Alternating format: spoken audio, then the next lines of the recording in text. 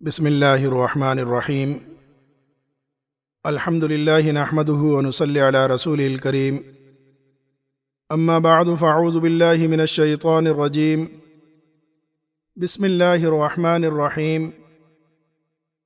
فخلف من بعدهم خلف اضاعوا الصلاة واتبعوا الشہوات فسوف یلقون غیا صدق اللہ العظیم۔ میرے محترم عزیزو، دین کے اندر نماز کی اہمیت کیا ہے اور ہم لوگوں نے نماز کی اہمیت کیا کر رکھی ہے، آؤ ہم قرآن حدیث کی روشنی کے اندر اس بات کو سمجھیں۔ ہم تو یا تو نماز کو پوری طریقے سے ضائع کر دیتے ہیں، مطلب پڑھتے ہی نہیں، یا پھر پڑھتے ہیں تو اس کے آداب، اس کے حقوق، اس کے شرائط کو بھول جاتے ہیں۔ نماز کوئی ایسی چیز نہیں کہ اس کو اس طور کے اوپر پڑھا جائے کہ جیسے ہمارے اوپر کوئی بوجھ ہے، اس بوجھ کو ہٹا دیا جائے، یا کوئی مکھی بیٹھی اس کو اڑا دیا جائے۔ دین کے اندر نماز ہر مسلمان کے لیے بڑی اہم عبادت ہے۔ قرآن کریم کے اندر اللہ رب العزت کا ارشاد ہے کہ اس کے برگزیدہ بندے جو اللہ تعالیٰ نے دنیا کے اندر بھیجے، ان کے بعد جو ان کے نائب بنے، ان کے پیشوا بنے، ان میں بہت سے لوگ ایسے پیدا ہو گئے کہ اضاعوا الصلاۃ واتبعوا الشہوات، انہوں نے نماز کو ضائع کیا اور نفسانی خواہشات کے پیچھے پڑ گئے۔ مجاہد رحمۃ اللہ علیہ فرماتے ہیں کہ یہ واقعہ قرب قیامت کے ہوگا، یعنی جب قیامت قریب آ جائے گی تو امت کے جو نیک لوگ ہیں جب وہ ختم ہو جائیں گے، اس کے بعد لوگوں کے اندر یہ حال ہوگا کہ نماز کی طرف کچھ بھی ان کو التفات نہیں ہوگا اور فسق و فجور عام ہو جائے گا۔ تو یہ امام مجاہد رحمۃ اللہ علیہ فرماتے ہیں، تو یہی حقیقت ہے کہ نماز کو اس کے حقوق، اس کے آداب اور شرائط کے مطابق نہ کرا جائے اور اس کے اندر کوتاہیاں کر دی جائیں تو یہ گناہ عظیم ہے۔ ایک ضائع کرنا وہ ہوتا ہے جو عقیدتاً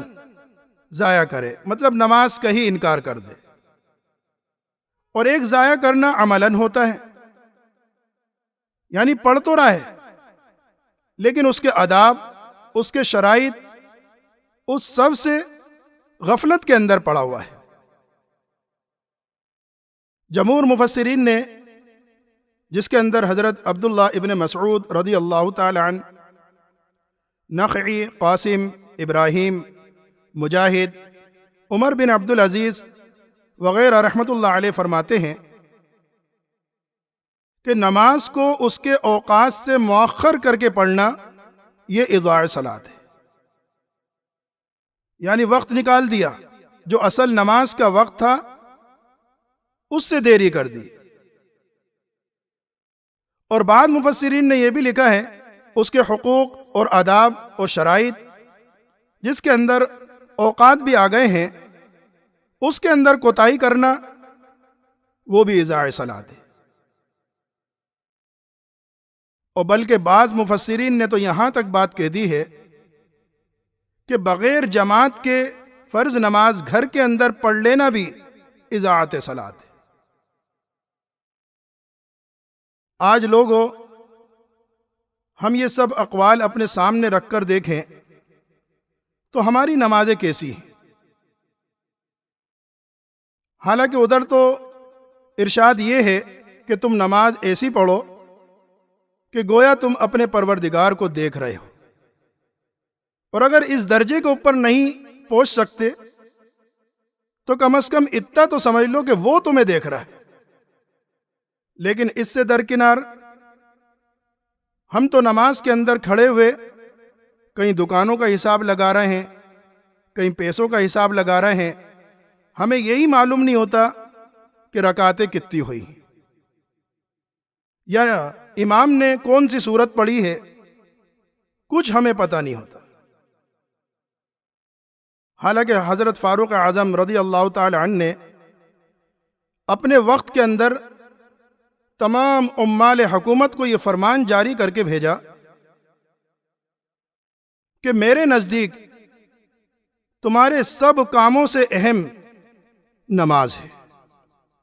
حالانکہ سبھی جانتے ہیں کہ حکومت کے اوپر فائز لوگ جو ہوتے ہیں، گورنر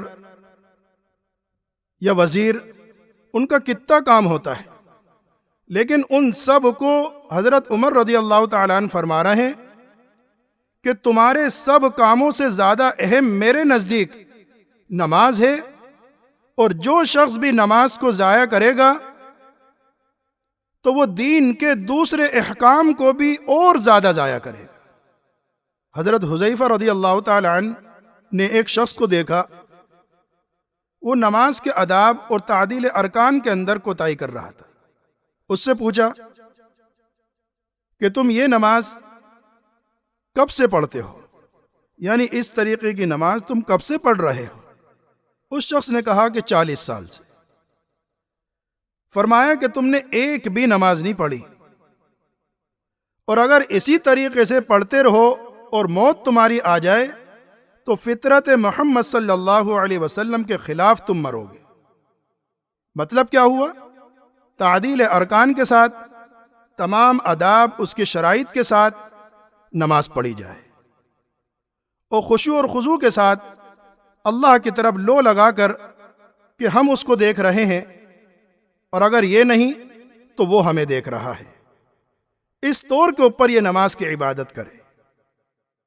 ابو مسعود انصاری فرماتے ہیں کہ نبی کریم صلی اللہ علیہ وسلم نے ارشاد فرمایا کہ اس شخص کی نماز ہی نہیں جس نماز کے اندر اقامت نہ ہو۔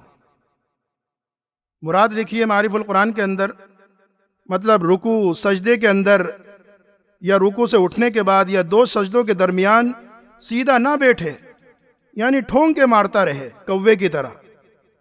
تو ایسے شخص کی کوئی نماز نہیں۔ تو نماز کے اندر اس بات کا ہم لحاظ رکھیں کہ وضو سے ہی جب اسٹارٹ کریں تو وضو کے اندر کوئی کوتاہی نہ ہو، نماز شروع کریں تو نماز کے اندر کوئی کوتاہی نہ ہو۔ حضرت حسن رحمت اللہ علیہ فرماتے ہیں کہ میرے نزدیک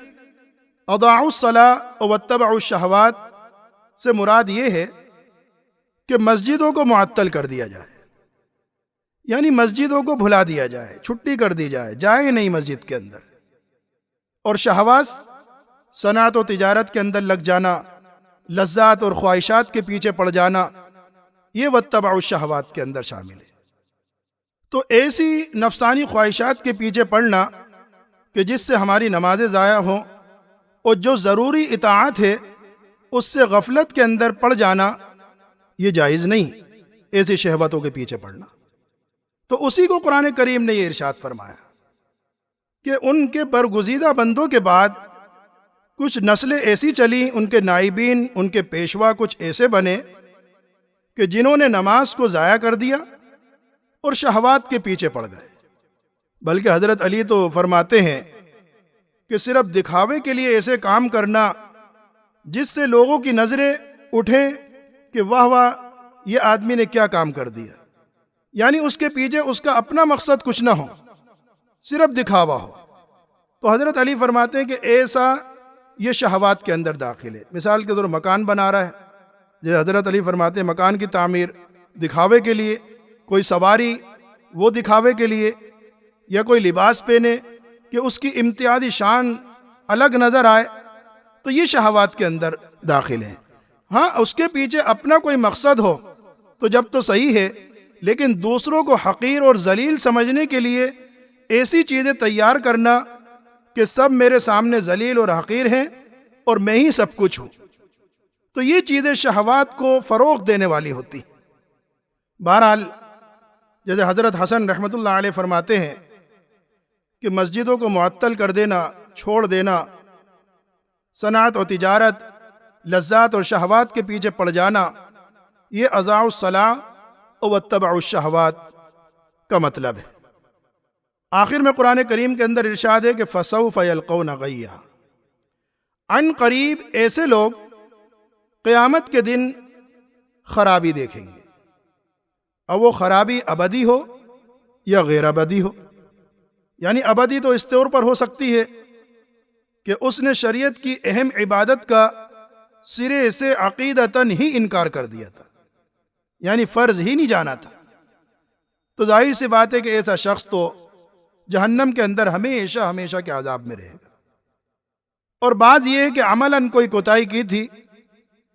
تو اپنی سزا کاٹ کر کے اس کو نجات دی جا سکتی ہے۔ تو فسوف یلقون غیا، عن قریب یہ لوگ آخرت کے اندر خرابی دیکھیں گے۔ غیا، حضرت عبداللہ ابن مسعود رضی اللہ تعالیٰ عنہ فرماتے ہیں یہ جہنم کی ایسی غار کا نام ہے جس کے اندر تمام جہنم سے زیادہ سزائیں موجود ہیں، وہاں سزائیں جمع ہیں۔ حضرت عبداللہ ابن عباس رضی اللہ تعالیٰ عنہ فرماتے ہیں کہ غیا یہ جہنم کی وہ غار ہے کہ خود جہنم اس سے پناہ مانگتی ہے، اور یہ ایسے لوگوں کے لیے ہے جو زناکار ہیں، اس کے اوپر موثر ہیں اور اس کے عادی بنے ہوئے ہیں، ایسے لوگوں کے لیے ہیں جو شراب پینے والے ہیں، اس کے عادی ہیں، ایسے لوگوں کے لیے ہے جو سود خور ہیں، اس سے باز نہیں آتے، اور ان لوگوں کے لیے ہے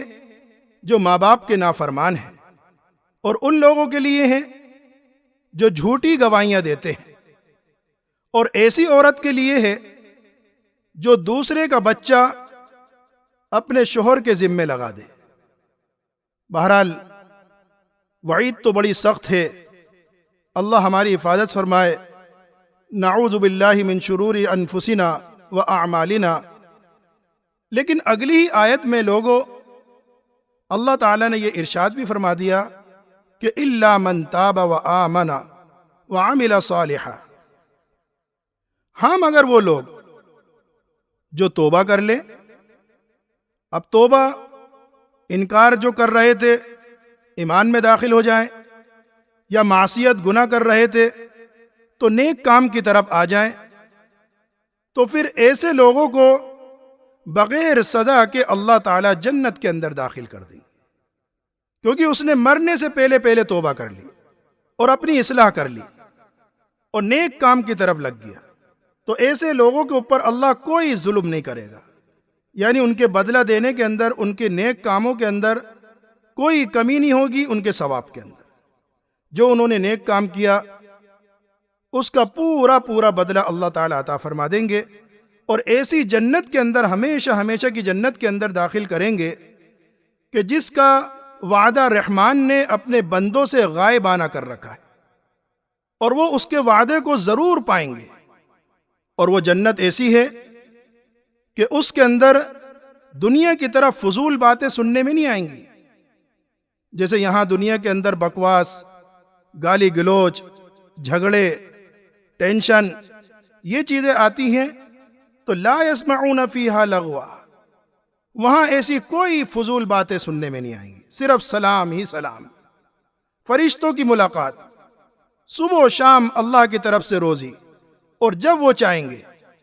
تو یہ وہ جنت ہے، اللہ ارشاد فرما رہے ہیں کہ میں اپنے بندوں میں سے ان کو اس کا وارث بناؤں گا جو مجھ سے ڈرنے والے ہیں، یعنی متقی اور پرہیزگار جو بندے ہوں گے، اللہ تعالیٰ اس کو اس جنت کا وارث بنائے گا۔ اللہ تعالیٰ ہم سب کو صحیح سمجھ کی توفیق عطا فرمائے، اور نماز کی اہمیت ہمارے دلوں کے اندر ڈال دے، اور اس کو پڑھنے کی توفیق عطا فرمائے۔ وآخر دعوانا ان الحمد للہ رب العالمین۔ آپ نے ہمارے اس چینل کو ابھی تک سبسکرائب نہیں کیا تو ویڈیو کے نیچے سبسکرائب کا ریڈ بٹن کلک کر کے ہمارے چینل کو سبسکرائب کریں، اور ہاں، ساتھ ہی بیل آئیکن کو ضرور دبائیں تاکہ ہماری آنے والی ویڈیوز آپ تک پہنچتی رہیں۔ شکریہ۔